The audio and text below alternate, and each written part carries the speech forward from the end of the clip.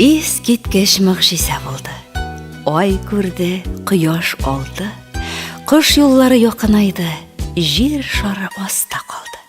Йолдызлар шешелеп китте, күкне ут алып торды, асты өскә килә язып, дөнья буталып торды. Ай калды, дөнья шай калды, килмәде асты өскә. Сабый бала тәпи басты, атлады кешкә. Йөгертә бала, ай йөгертә. Бала тугач кына төз бераз алга таба җиңелрәк булыр диючеләрнең сүзенә шик белән карадым. Күңелем дөрес сизенгән икән. Кая ул җиңеләю? Алга таба тагын да авыррак икән ул. Хәзер инде кулымдагы төргәк кенә түгел, дөньяны өйрәнә башлаучы тик тормас арчак. Кичкә үземне ат чабышында катнашкандай хис итәм. Әмма ставкалар куючы эшләпәле ханымны күз алдында тотып әйтүем түгел. Үземә вакыт бөтенләй юк. Иртәннән кичкә кадәр аяк өстендә. Бала белән уйнау, аның әйберләрен юу, үтүкләү, өйне тәртипкә китерү, ашарга пешерү. Мубай концерты да, классташлар белән очрашу да, яңа куелган спектакльләрдә минсез генә узды. Китап укыйсы килә, юк бит, булмай. Көн туада кич җитә. Менә Галимҗан Гыйльманов булай дигән.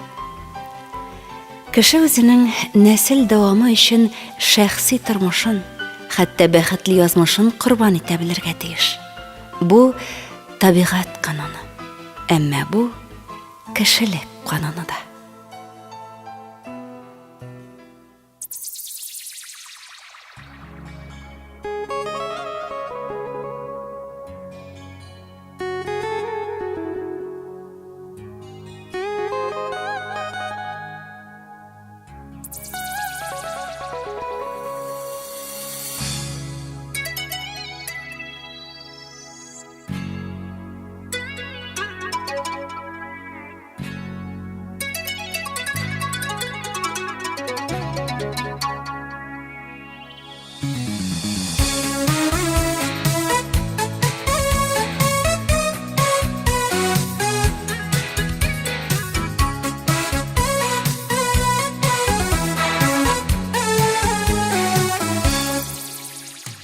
Мәне улым әле ясый беренче адымнары.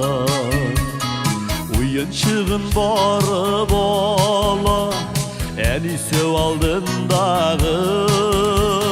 Кызык итеп атлап бара, матураның йөреше. Шушыдыр якты дөньяның иң гүзәл күренеше. Кызык итеп атлап бара, матураның йөреше.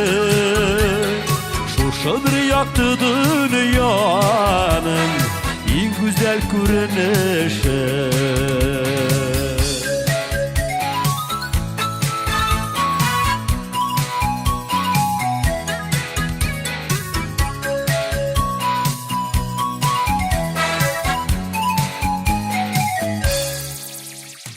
Шак-шак йөри алганына, үзе шиксез шатлана.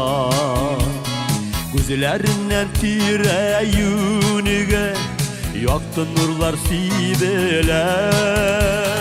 Кызык итеп атлап бара, матураның йөреше. Шушыдыр якты дөньяның иң гүзәл күренеше. Кызык итеп атлап бара, матураның йөреше. Шушыдыр якты дөньяның иң гүзәл күренеше.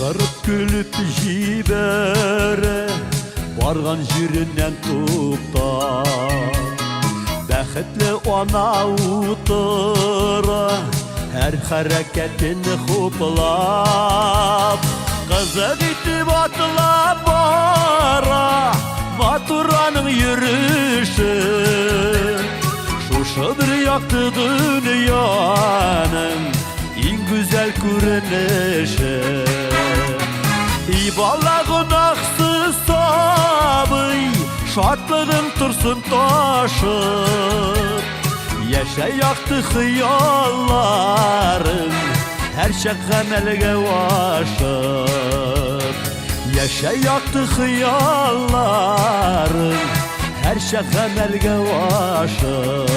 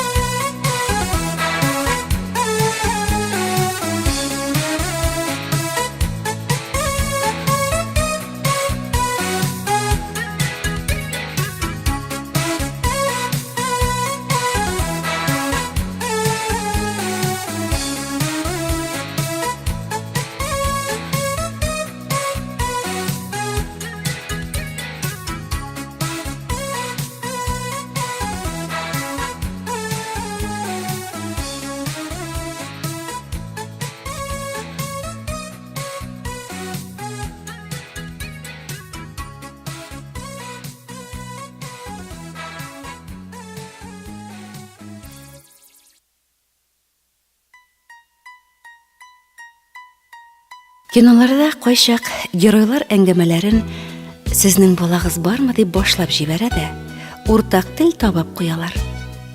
Кешенең баласы булу булмауның ни катнашы бар инде дип аптырый идем. Ачуымда килгәли иде хәтта. Хәзер генә төшендем. Катнашы бик зур икән шул. Чөнки баласы булган һәм баласыз кеше икесе ике дөньяда яши икән ләбаса. Баласыз кеше өчен бөтен планета кечкенә бер шарчык. Кая телисең, шунда барасың. Балалы кешенең планетасы яраткан сабые. Кая барсаң да, уйларың, эш гамәлләрең шул кечкенә зур кеше әйләнәсендә бетерелә. Балалар туганчы мин катырып куйган тәртип ярата идем дип яза Ландыш Әбүдәрова. Өйдә нәрсәдә булса кыек ятса, яныннан тыныч үтә алмыйм. Турылап куям. Бизәңгечләр янчыгымда һәр нәрсәнең үз оясы бар иде. Китапларымда Тукайның шүрәлесендәге наратлар кебек рәт-рәт тезелеп тора иде. Иде дим, чөнки бүген безнең өйдә 3 яшь ярымлык һәм 11 айлык 2 кыз бала үсеп килә. Кай чагында иннекне уенчыклар арасыннан табып алып сөртергә туры килә. Хәзер бездә яшь кына кәстүбе капкачларында залдан эзләргә кирәк. Кечкенә кызымның яраткан уенчыгы ул. Һәм шушында үз башыннан үткән кешеләр өчен язмамны төгәлләп тә куярга була. Алар аңлады инде. Ләкин көн сайын диярлек яңа сызыклар өстәлүдән модернистик сәнгать әсәрләрен хәтерләтүче абойлар турында да сөйлисе килә бит әле. Ягъни бу язма минем ничек итеп идеаль хуҗабикә булырга өйрәнүем турында. Кызыгам инде рекламаларда күрсәтелә торган пөхтә итеп җыештырылган фатирларга, чип-чиста итеп киенгән тыңлаучан балаларга, ул балаларның ролтон шулпасына майонез салып биргәнне телен йотардай булып ашаучы әтиләренә һәм әле генә матурлык салоныннан чыккан кебек ялт итеп торган әниләренә. Булдыклы хатыннарныкы гел шулай буладыр инде. Димәк, мантыкка ярашлы мин булдыксыз булып чыгам. Чөнки бездә әлеге манзарага охшашлы мизгелләр сирәк була. Булай мин үзем өйдә аш пешерүче, тегүче, җыештыручы, табиб, юрист, укытучы, икътисадчы, дизайнер, стилист, психолог. Тәүлегенә 24 сәгать кизүдә мин. Моның өчен миңа бер тиен хезмәт хакы түләнми. Якыннарым сәламәт һәм шат булса, миңа шул җиткән. Чөнки мин әни кеше. Шул ук вакытта мин гап-гади хатын-кыз да бит әле дип кычкырасы килә кайчак. Бигрәк тә бер бүлмәне җыештырып бетереп, икенчесенә чыкканда, шундый ук бардак каршы алса. Уңда аш бүлмәсе, анда раковинада тау булып өелгән савыт-саба һәм кичке ашны әзерләр өчен җибетергә алып куйган ит һәм башка яшелчәләр. Юыну бүлмәсендәге кер машинасы кетер-кетер үз эшен эшләп утыра. Аны уйлап чыгарган кешегә кулымны күкрәгемә куеп рәхмәт әйтәм. Йокы бүлмәсенең икенчесендә кер үтекли торган тактада юылган керләр үз чиратын көтеп ята. Тау кадәр булып өелмәгән бит әле. Ишекне дә этеп ябарлык түгел. Көтсен дисең дә, тыныч күңел белән борылып чыгып китәсең. Тукта. Залдан никтер бер тавыш та килми. Кызлар ни эшли икән? Билгеле инде. Әгәр кечкенә бала сине борчымый, тавышланмый, йыламый икән, димәк, анда сюрприз көтә. Келемгә рәсем төшерәләрме икән? Гөл шүлмәген аударып, балчыгыннан пәрәмәш пешереп утыралармы? Бәлки диванга пластилин ябыштырып уйнылардыр. Күңелдән генә кырыкмаса кырык төрле этлек уйлап өлгерәсең. Юк икән. Алдагы көнне Зөлфия сабын куыклары алдырткан иде. Шуның суы белән Адиләнең башын гына юган икән. Зөлфия беренче тапкыр абыйларга рәсем төшергәч, бу әзер өйгә килен булып төшкән кеше буларак шүрләп калган идем.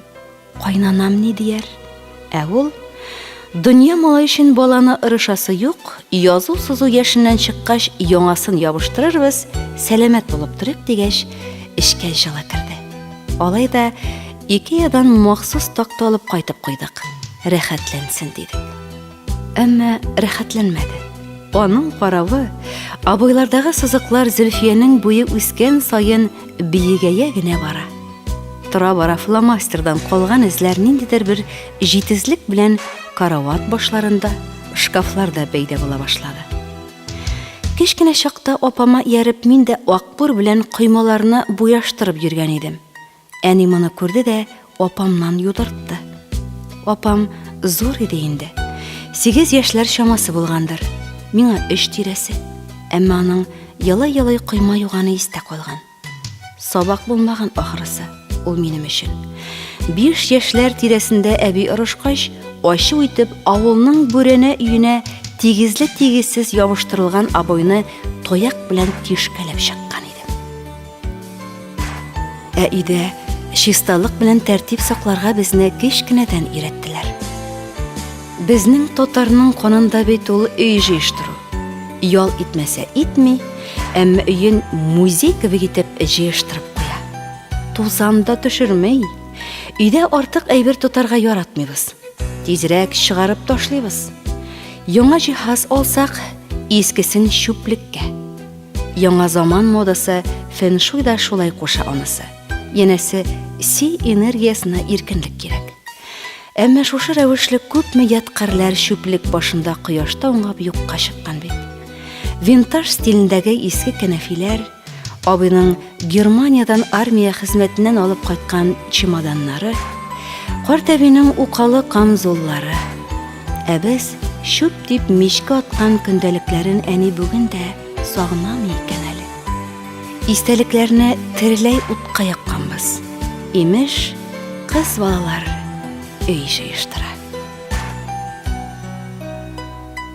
Менә хәзер тиз арада тавык та чүпләп бетерә алмастай шушы мәшәкатьләрдән котылмасаң, менә хәзер шушы мизгелне кулдан ычкындырсаң, безнең шушы микрокосмосыбыз мәңгелек хаоска әйләнәчәк.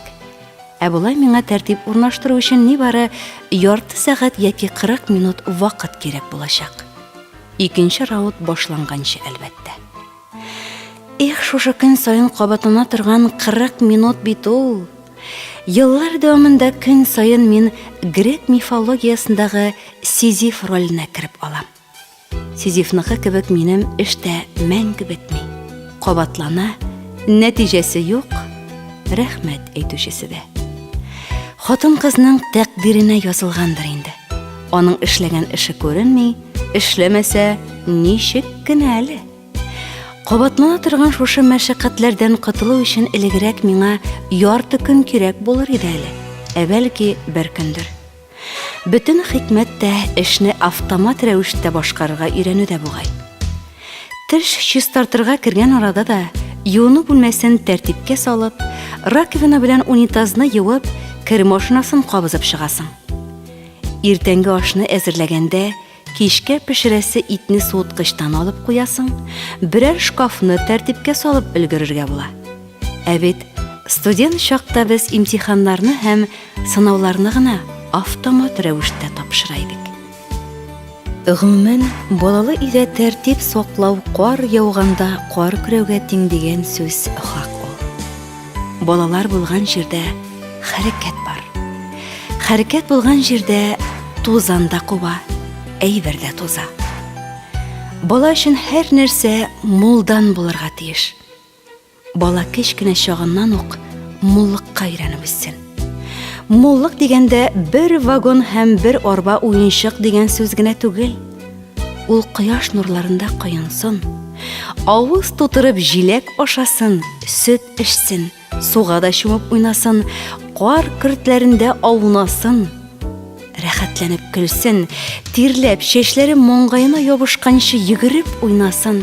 Бу принцип, ялгышмасам, японнар тәрбиясеннән. Бала ирекле, мөстәкыйль шәхес булып үссен өчен, аңа үзен уңайлы итеп хис итә торган иркенлек булдырырга кирәк. Без өлкәннәрнең төп бурычы шул түгелме соң инде?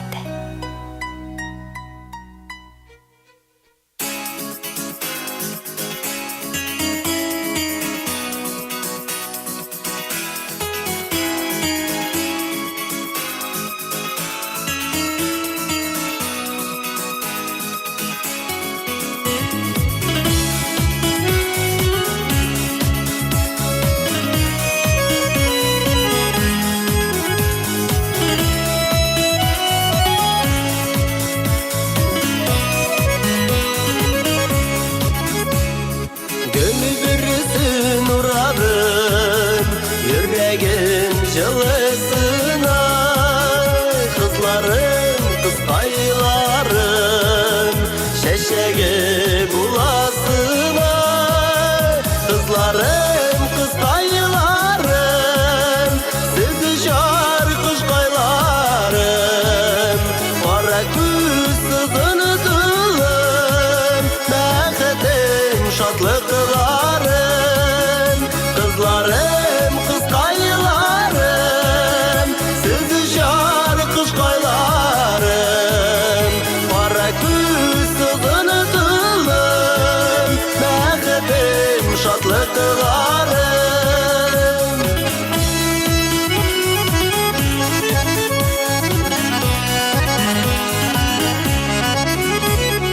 Gülümü tacı karadı, zəngər gök gümbezine. Kızlarım, kızkaylarım, koyaş nur sibesine. Kızlarım, kızkaylarım, sizi şar kuşkaylarım, kara küz sızını tılım, bəxetim şatlıklarım.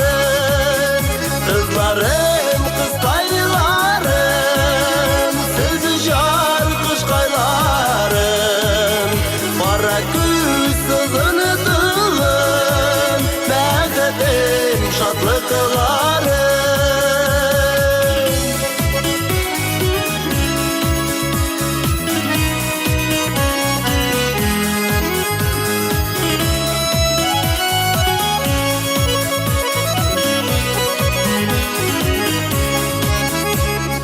Yürek çılım bürküle, uralgan ol çeşeke. Kızlarım, kızkaylarım, мәңгі suma çeşekle. Kızlarım, kızkaylarım, sizi şar kuşkaylarım, kara küz sızını tılım,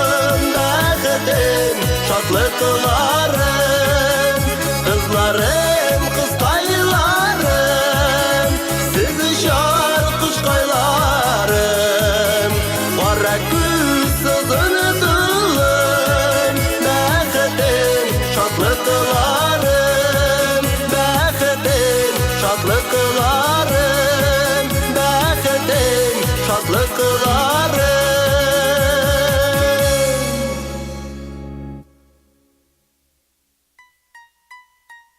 Тыңламый бит, нишләтим? Һәр әтәнинең кайчан булса да шушы сорау алдында калганы бардыр.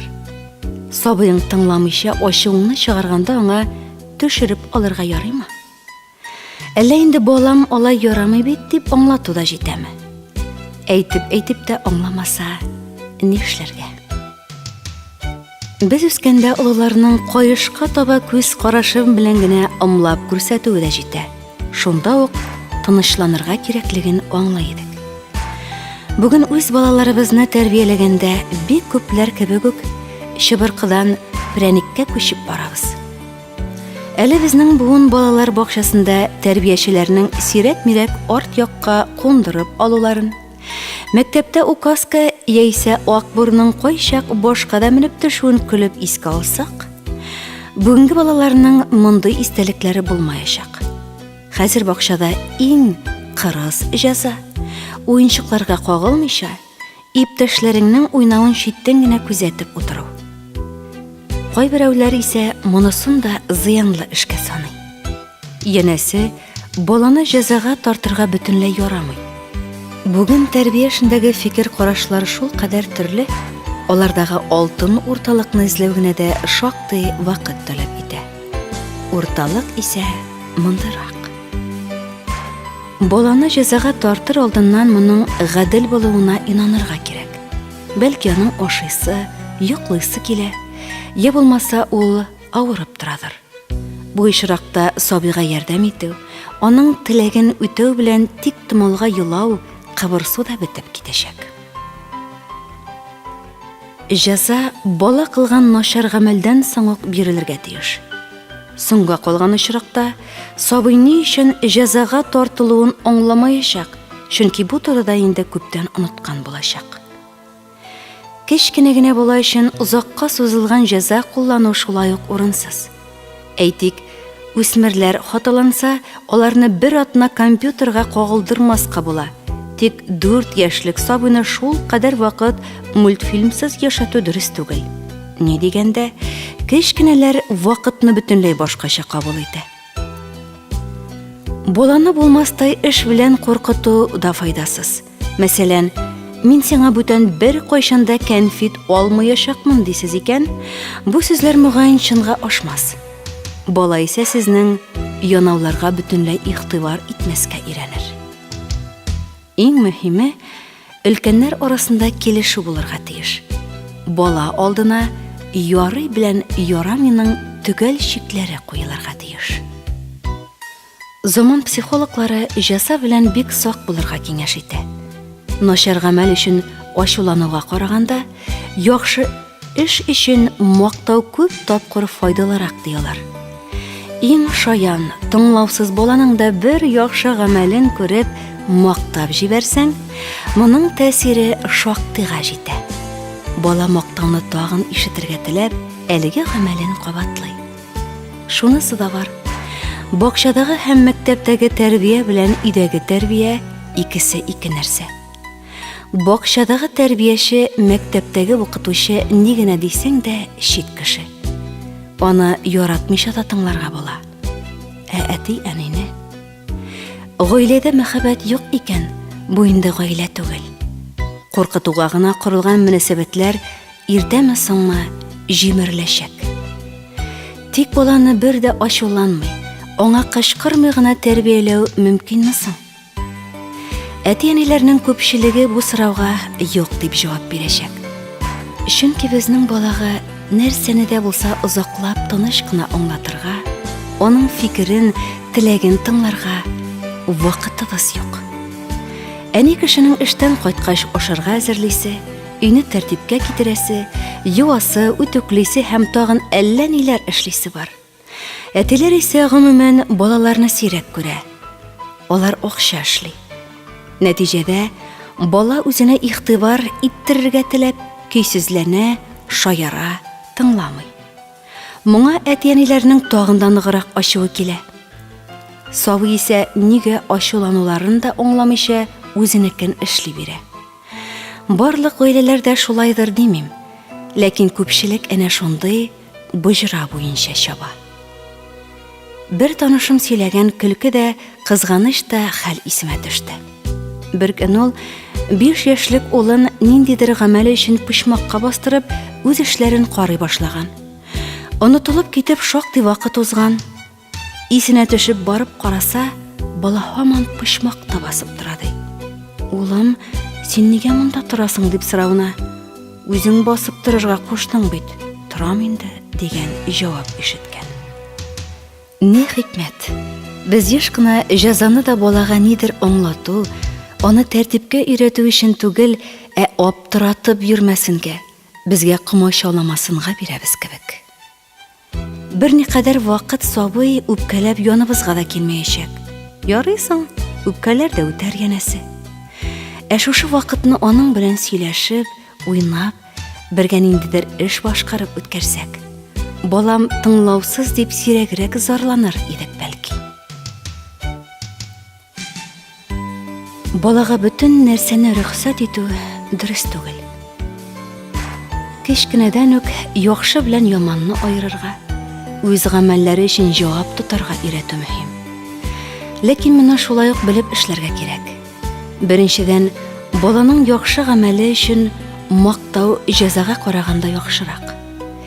Кытайларда әйтем бар: кычкырганчы 10-га кадәр, сукканчы 100-гә кадәр сана. Икенчедән, балага үпкәләргә кирәк түгел. Кай вакыт әни кеше баласына үпкәләп, аның белән сөйләшми йөри. Ә бит бала кешеләр арасындагы мөнәсәбәтләрне аңлап бетерә алмый. Шуңа күрә аңа һәр очракта да барысын да сөйләп, аңлатып бирергә кирәк. Өченчедән, әти-әни авторитет булып калырга тиеш. Моның нигезендә исә баланың әти-әни һәр чак гадел була белә дигән ышаныч ята. Өлкәннәр барысы да бер сүздә булса гына тәрбия дөрес юлдан китәчәк. Балалар ялганны бик яхшы тоемлый. Шуңа да өлкән кеше һәр адымына, сүзенә таләпчән булырга тиеш. Яшь кына әти-әниләр балаларыннан аларның тыңламавы, ишетмәвеннән зарлана. Хөрмәтле әти-әниләр, уйлап карагыз әле. Сез үзегез балагызның үтенече, сорауына ни дәрәҗәдә тиз җавап кайтарасыз? Алар белән нинди тонда сөйләшәсез? Кечкенә кеше сезнең һәр гамәлегезне яздырып бара. Бала алдында начар сүзләр әйтүдән дә сак булыгыз. Яшь кына без моны үзебездә сизмибез. Әйтерсең, сүзләр үзеннән үзе килеп чыга. Мәсәлән, юлдагы бөкедә утырганда башка машина хуҗаларын сүгәбез. Яисә дустыбыз белән сөйләшкәндә уртак танышыбызны шәйнибез. Яныбызда балабыз утырып, барысын да сеңдереп баруын онытабыз. Исегездән чыгармагыз. Бала һәр вакыт сезне, хис кичерешләр, кыланмышларыгызны кабатларга тырышачак. Шуңа да һәр әти-әнигә үз өстендә эшләргә киңәш итәм. Инглиз мәкалендәгечә, баланы тәрбияләмәгез. Ул барыбер сезгә охшаган булачак. Үзегезне тәрбияләгез.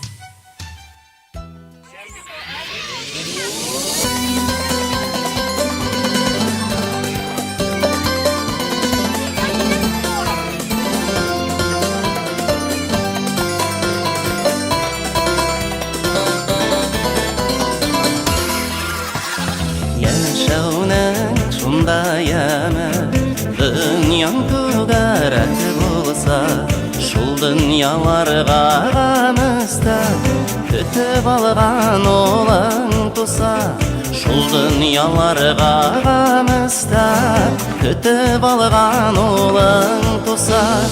Улыкаем, көпчегем, минем алтын бөртегем, аянычым булыр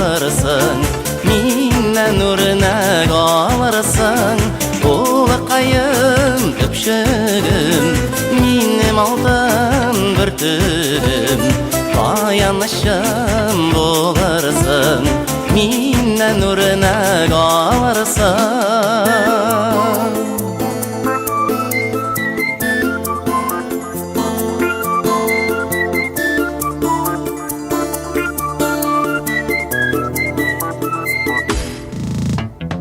Түнілі ақылды йылдыз, юрағаным юш келді, бәхітлі әти болды, Құдайым олымына берді.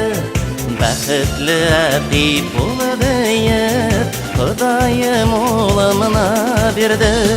Улықайым көпшігім, минем алтын бүртігім, аянышым боларсың, миннен үріне қаларсың.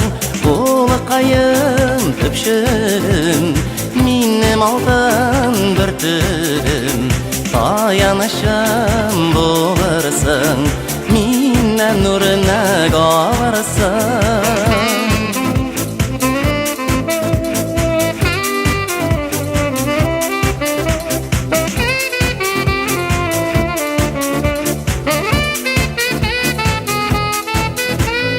Нәсілімнің давамы келешекке жол ала, миннен жерде яңғырап, яқты мотор жыр қала. Миннен жерде яңғырап, яқты мотор жыр қала. Улықайым көпшігім, минем алтын бүртігім, аянышым боларсың, миннен үріне қаларсың. Улықайым көпшігім, минем алтын бүртігім, аянышым боларсың, миннен үріне қаларсың. Аянышым боларсың, миннен үріне қаларсың.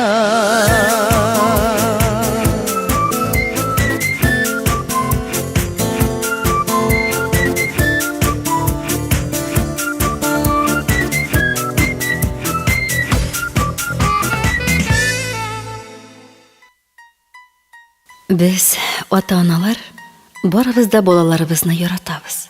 Оларны шын кіші етіп, жәмғиятке ярақлы етіп тәрбиелесібіз келе. Әйткендей, һәр ата-ана улын батыр, қызын матур етіп көрерге телей. Моңа ирешу үшін құры ярату бір тілек кенә жетмейдір менімше. Көп очракта тәрбие чарасы етіп біз қырыслықны, таләпчәнлекне алга қоябыз. Таләп иткәндә без баланың теләкләре белән дә хисаплашабызмы соң? Юк шул. Менә шушы безнең зур хатабыз да инде. Балаларның гаебе булса да, булмаса да тыңлаучан, нечкә күңелле булса да, артык таләпчән шартларда тәрбияләнәләр дә, әти-әнисенең йөрәк җылысыннан мәхрүм ителәләр. Бала кечкенә чагында якын кешеләрнең яратуын күреп үсмәсә, аның күңеле каты була. Мин баланың теләге белән исәпләшмәвебезне зур хата дидем. Әмма теләкләрнең дә төрлесе була. Шуңа күрә аларга да төрлечә карарга кирәктер. Кай вакыт балалар бик акыллы таләпләр куя. Нигезле генә теләк белдерәләр. Аларны без кулдан килгән кадәр канәгатьләндерергә омтылабыз. Һәм артык йомшаклык та күрсәтәбез. Әйтик, бала әти-әнисе яки зур әнисе белән базаргамы, кибеткәме бара. Монда аны кызыксындырган кыйммәтле әйберләр тулып ята. Балага кирәк, ул таләп итә. Әни кеше алып бирә. Ашарга алырга акчасы җитмәсә дә, балага соңгы акчасына шоколад алып тоттыра. Бала күз ачып йомганчы ашап куя, тагын сорый. Сүзе үтмәстәй булса, елап ышандыра. Ана кешенең йөрәге түзми, яшерен акчасына тагын ул сораган әйберне алып бирә. Бала канәгать һәм шул ук вакытта тагын таләп итәргә мөмкин булуын аңлап кала. Икенче мисал. Әни кешенең бер ахиретне барып хәл итәсе нәрсәләре бар. 6 яшьлек бала үзенең барырга теләвен белдерә һәм таләп итә. Баланы өйдә абыйлары белән калдырырга тыңлата алмавын әни кеше горурланып сөйли. Тәрбия турында бер генә җөмлә дә укымый, ишетми үсте микәнни бу ана дияр идем. Бала шушыларны күңеленә сала бара. Үтенечнең бер нинди каршылыксыз тормышка ашуына ышана.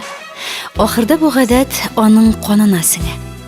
Менә шуннан ул үз көчен салмый гына җиңел яшәргә күнегә, һәр эштән баш тарта башлый. Күп очракта балаларны мәктәп тәрбияләргә тиеш дибез. Мин бу сүзләр белән килешеп бетмим. Яшь буынны тәрбияләү эшенә иң зур, иң гадел өлешне бары тик ата-аналар кертә.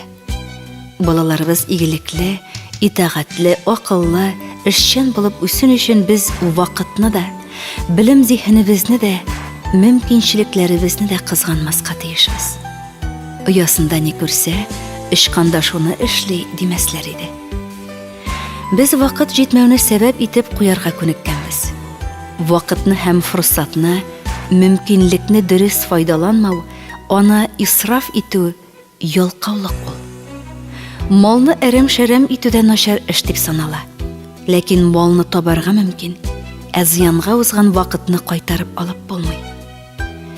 Гаилә нечкәлекләренә, тормыштагы каршылыкларны җиңәргә, өйрәтергә вакыт җиткерә алмаганбыз өчен дә яшь буында җитешсезлекләр күп бит инде. Безнең җитешсезлекләр аркасында балаларыбыз кырыс, кешелексез, битараф, ялкаулы үсәләр.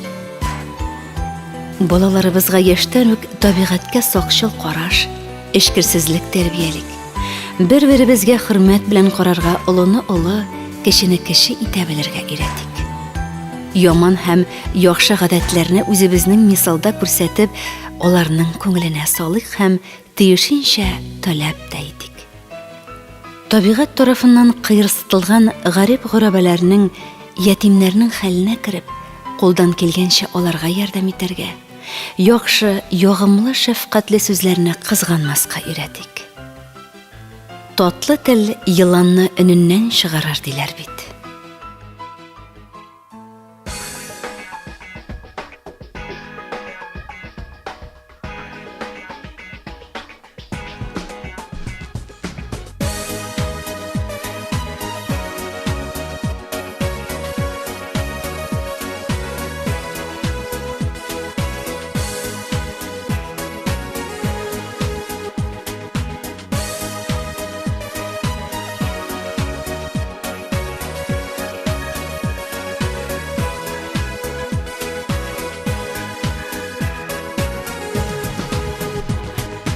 Сиңа карап куанамын, яры әле син булган, елмаеп кына карыйсың, йөзең наз белән тулган.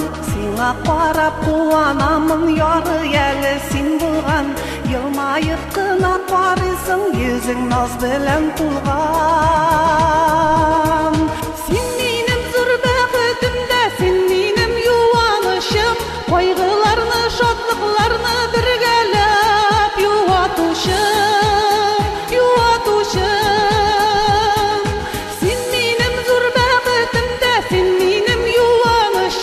Кайгыларны, шатлыкларны бергәләп юатучым, юатучым.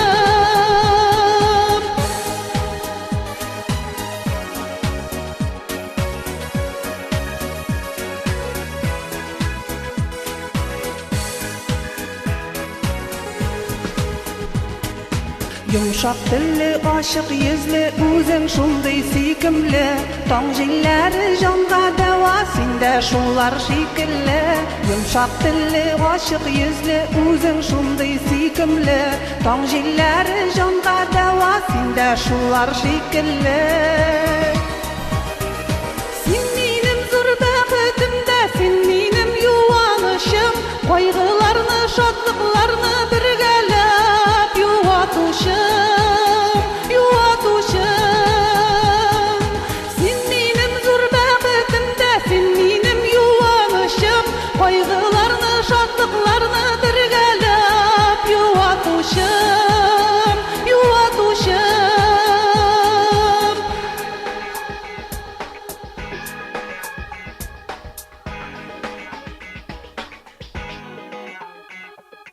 Рәхмәт сиңа яхшылыгың гел үзеңә кайтсыннар, юлларыңда бәхетләрең алсу таңдай атсыннар. Рәхмәт сиңа яхшылыгың гел үзеңә кайтсыннар, юлларыңда бәхетләрең алсу таңдай атсыннар. Син минем зур бәхетемдә, син минем юанышым, кайгыларны, шатлыкларны бергәләп юатучым, юатучым.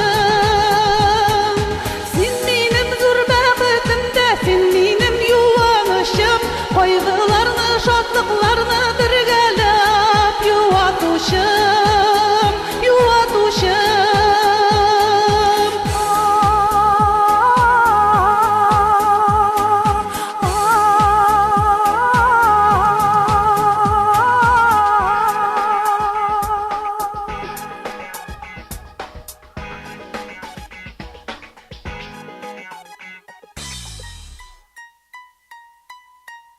Бала балдан татлырак.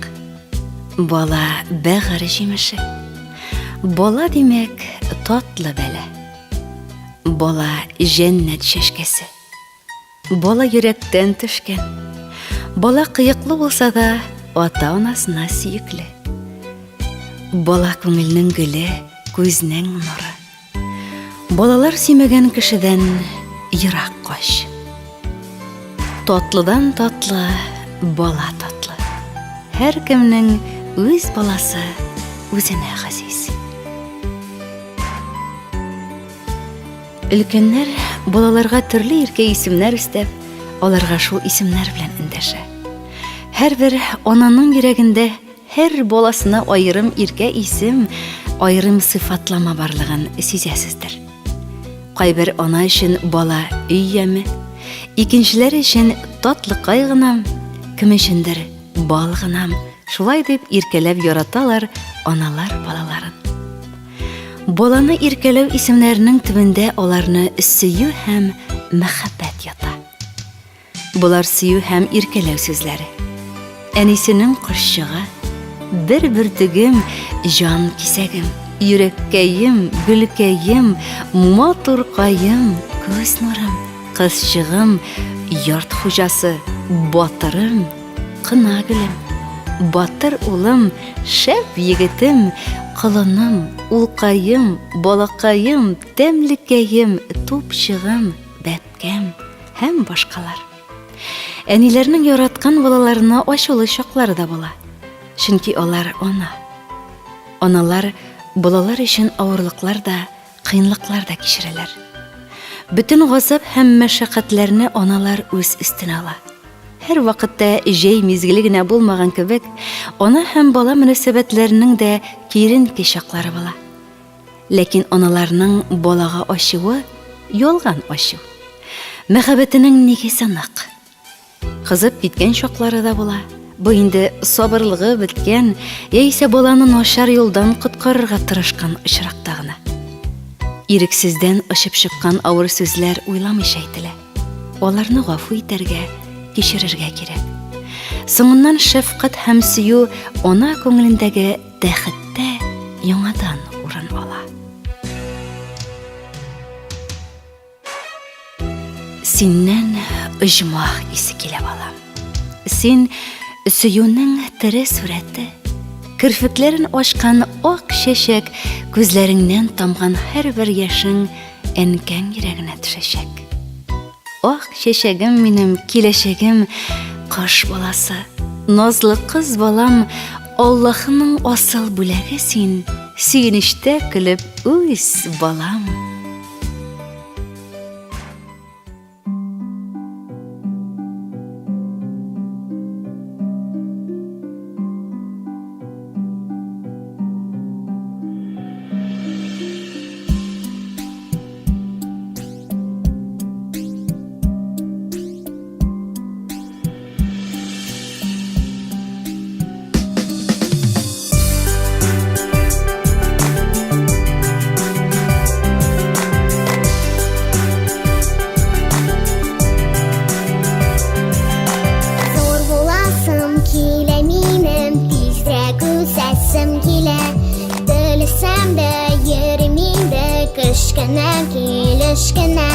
Кечкенә шул кечкенә мин, кечкенә дә төшкенә.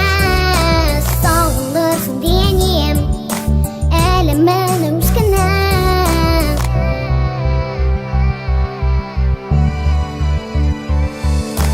Үткеннәргә китә күңел, бар миндә шундый гадәт. Хатирәләр җанга җиңел, балачакка сәяхәт. Бүгенгәчә шул көннәрем төнлә төшләргә керә. Балачакка сәяхәтем йөрәгемә юл бирә.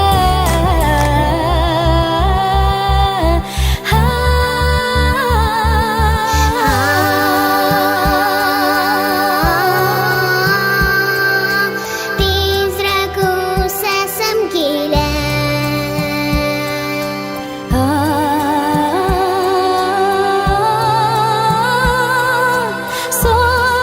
Сагынырсың, сагынырсың.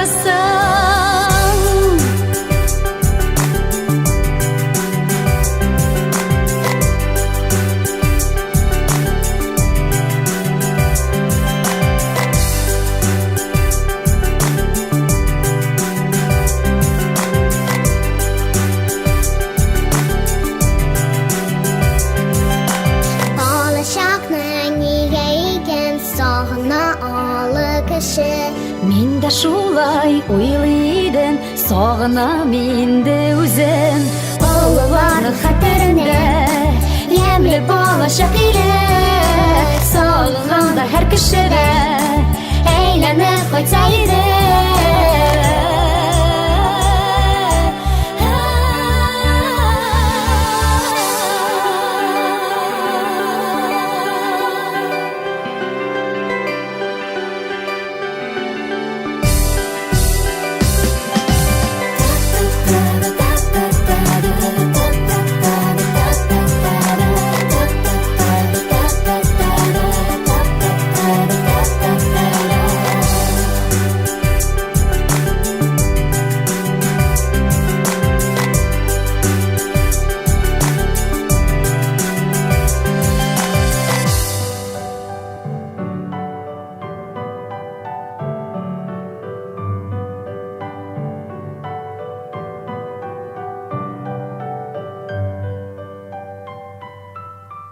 Хөрмәтле радио тыңлаучы якын дусларыбыз, әле сез Өйнең яме бала белән исемле тапшыру тыңладыгыз.